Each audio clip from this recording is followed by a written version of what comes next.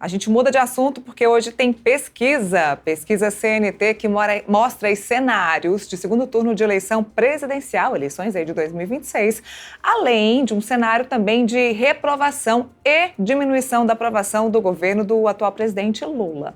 Mas quem vai conversar comigo sobre isso é Igor Gadelha, colunista aqui do nosso Portal Metrópolis. Boa tarde. Boa tarde, Neila. Boa tarde a todos que acompanham aqui o Boletim Metrópolis. Olha, antes da gente começar, já coloca aqui pra gente, pessoal, a matéria aqui no fundo da pesquisa aí, maravilha. Isso porque a gente tem um Bolsonaro inelegível ainda e as pesquisas mostram resultados, cenários envolvendo Bolsonaro e Lula. Nesse caso específico, o Bolsonaro teria uma vantagem em cima do presidente Lula, 43,4% dos votos, enquanto o Lula teria 41,6%. A gente tem uma justificativa? Olha, o ex-presidente Jair Bolsonaro, como se fala, pelo menos a maioria dos institutos de pesquisa, eles dizem que, por hora, como ele está fora do governo, fora de todo aquele desgaste do governo, ele segue sendo um candidato muito competitivo. Né? Há quem diga até, inclusive, que ele é um melhor cabo eleitoral do que candidato, né? Porque quando foi candidato, né, veio com toda aquela rejeição, né, referente às falas dele e tudo mais. Mas são retratos de agora, né? Essas pesquisas elas estão sendo feitas em um momento em que a aprovação do governo Lula é muito ruim, né? O Datafolha, acho que há cerca de 2 semanas, mostrou que a aprovação do Lula ela caiu ao pior índice dos 3 mandatos dele. Ele está no 3º mandato como presidente da República e caiu no pior índice desses 3 mandatos na série histórica do Datafolha. Isso motivado pela crise dos alimentos, na verdade, pela crise da inflação dos alimentos. Os alimentos estão muito caros, e também por uma série de outros desgastes, como a crise do Pix, né? A crise do Pix teve aquela taxação também que o governo depois teve que explicar que não teve, né? A taxação das compras internacionais que depois teve, né? Na verdade. Enfim, tudo isso afetou. O presidente Lula está ciente disso, tanto que fez mudanças na comunicação do governo, trocou o ministro da Secretaria de Comunicação Social da presidência, colocou o marqueteiro dele da campanha de 2022, já pensando ali, claro, né, adotar uma estratégia de comunicação mais agressiva. Então, assim, o Planalto está sentindo isso, que o Lula está caindo nas pesquisas, e o Bolsonaro está se aproveitando disso politicamente, obviamente, desse momento ruim do Lula. Agora, claro, a eleição é só em 2026, tem muita água para rolar. Falar de eleições, então, pessoal, a gente tem a matéria aqui da aprovação do presidente Lula, que já que o Gadelha está falando sobre esse assunto, a gente já puxa isso antes de falar dos cenários eleitorais para 2026. A gente tem, sim, uma reprovação e diminuição da aprovação do presidente Lula nessa pesquisa que foi feita e foi divulgada agora também. Estou esperando a produção aqui jogar para vocês verem os números certinhos. Inclusive, tem uma comparação da pesquisa que foi feita anteriormente e essa pesquisa. O presidente Lula, sim, teve mais uma queda. Como o Gadelha estava dizendo, os motivos, inclusive saíram os motivos. Os principais motivos, claro, são a economia ruim, essa história da crise do Pix, e o presidente Lula veio nessa semana iniciando umas viagens, apresentando aí aquele pacotão que eles estão chamando pacotão de benefícios, que o próprio presidente Lula falou que são benefícios para os pobres, incluindo o Pé de Meia, que é o programa que foi lançado para beneficiar os estudantes do ensino médio que terminarem a cada ano, vão conseguir retirar ali, sacar R$1.000. E quem terminar o ensino médio consegue fazer uma poupança de R$9.000. Está aqui a matéria para vocês. Economia dispara como pior área do governo Lula, diz pesquisa CNT. Sobe para a gente para eu mostrar os números, por favor, a matéria. Rola para a gente para cima. Para a gente ver os números direitinho. Aqui, gente. Sobe mais, por favor.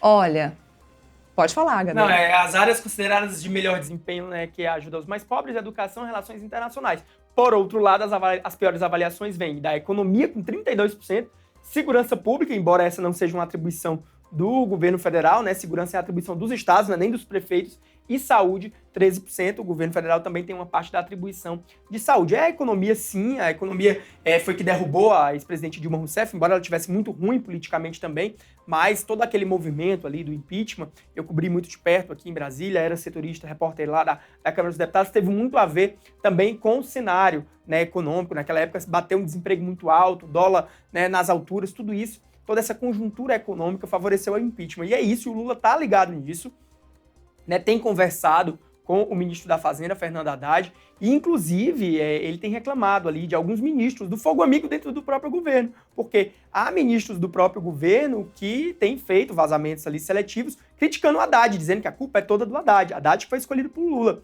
E Lula tem se irritado com isso, por quê, Neila? Porque, e a avaliação do presidente está correta, que é, toda vez que os próprios ministros do governo criticam o Haddad, eles estão dando munição para a própria oposição bater no governo, porque a melhor forma de criticar, de bater no governo, é enfraquecendo seu ministro da Fazenda. Então, quando os próprios ministros do governo fazem isso, eles estão enfraquecendo o Haddad e enfraquecendo, consequentemente, o governo. Sobe mais para mim, gente, para eu ver o número aqui da pesquisa de reprovação e aprovação do presidente Lula. Mais um pouquinho. Mais. Aqui, a aprovação do governo e de Lula caem. A avaliação do governo e a aprovação de Lula pioraram em relação à última pesquisa de novembro. O índice 10 pontos, 10 pontos, é muita coisa. Enquanto a desaprovação subiu aí quase, só salto de 9 pontos, né? É basicamente uma compensando a outra aí, né? Em linhas gerais, né? A aprovação caindo e a desaprovação subindo mais ou menos cerca de 9 pontos percentuais. É muita coisa. Isso o Planalto já tinha visto no Datafolha, é uma tendência que vem se seguindo, né? Nas últimas pesquisas, mas Lula está tentando fazer aí, né? Ele até agora não anunciou a reforma ministerial, que também visa para isso, porque essa reforma ministerial que ele está fazendo visa as eleições de 2026, ele quer amarrar os partidos para ter governabilidade agora, mas também pensando em 2026, né? Nas eleições, amarrar os partidos, o apoio desses partidos à sua reeleição em 2026. É um xadrez importante. Agora, vale lembrar que o Lula sabe ganhar eleições, né? Assim, ele tá com avaliação ruim, eles sabem disso, mas Lula também já ganhou 5 eleições, né? As 2 eleições dele, né, quando ele foi presidente, as 2 eleições da Dilma, que também ele foi o principal responsável, e agora em 2020 e em 2022 também. Em 2026, se a economia não estiver ruim, aí sim vai ser muito difícil para Lula, né? E, sobretudo, dependendo de quem seja o candidato da direita. Falando em reforma ministerial, Gadelha tocou nesse assunto, eu vou aproveitar. Vou pegar meu celular aqui para ver se tem alguma atualização. Exatamente. A gente está esperando a qualquer momento aí um anúncio da queda da ministra da Saúde, Nízia Trindade. A gente sempre veio falando aqui que ela era a única que seria incaível, que Lula... Mas tudo mudou, né? Lula resistiu bastante em derrubar a ministra Nízia Trindade, porque ela é uma ministra técnica e ele entendia que a saúde precisava de alguém que entendesse da situação. Fato é que o governo Lula III precisa de um marco, precisa de uma vitrine, e talvez o presidente esteja apostando na saúde para isso. O presidente tem cobrado de todos os ministros marcas, porque até agora o que você tem de marca no governo? Você tem o pé de meia, basicamente, de novo, assim, de grande programa, assim, é o pé de meia, que é do Ministério da Educação. O resto é Minha Casa Minha Vida, que já era de outros governos, é Mais Médicos, é vacina, são programas que já tinham, né, sido criados em outros governos petistas e que agora estão com aquele discurso de renovação. Esse discurso de renovação ou de reconstrução já deu. O presidente precisa apresentar algo novo, programas novos, marcas novas para esse terceiro mandato, e é por isso que ele está fazendo essa mexida, né? A ministra Nízia Trindade, ela participou de um evento hoje de manhã com o Lula no Planalto, né? Uma parceria sobre vacinas, fez esse anúncio, e a gente apurou que ela foi chamada lá no Palácio do Planalto, agora no início da tarde, ela teve uma reunião com o presidente Lula. O ministro Alexandre Padilha, que é o mais cotado para substituir ela no Ministério da Saúde, também participou dessa reunião, depois conversou ali a sós com o presidente Lula, mas até agora nada dessa reunião, nenhuma confirmação, né, de que ela realmente foi demitida pelo presidente Lula. Até porque se o Lula é um xadrez, se ele anunciar a demissão da Nízia, ele vai ter que anunciar, e o Padilha lá, ele vai ter que anunciar quem vai para o lugar do Padilha, que é um ponto muito sensível também. O Padilha hoje é ministro da articulação política, ele cuida da articulação política do governo com o Congresso. Ele indo para a saúde, o Lula tem que anunciar também ali quem é que vai cuidar dessa articulação política. Queda de ministro, a gente está ouvindo agora rumores de uma possível queda, um problema aí entre Lula e o ministro da Agricultura, Carlos Fávaro.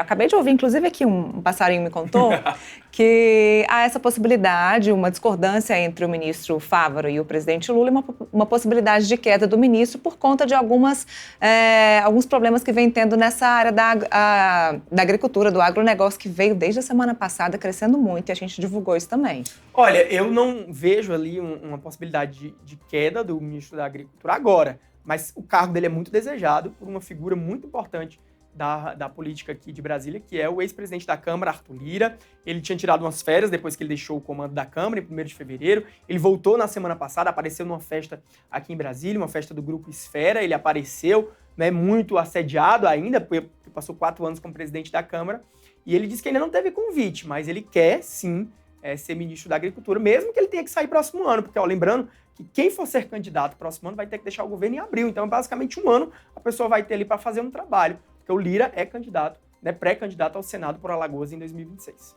Então, falando em iminência, a gente está na iminência de receber aí esse anúncio da queda da Anísia Trindade. E voltando, então, à pesquisa CNT, a gente volta aqui para o telão para falar de números de cenários de segundo turno da possível eleição de 2026. Possíveis cenários para a eleição de 2026. Coloca aí para a gente, produção.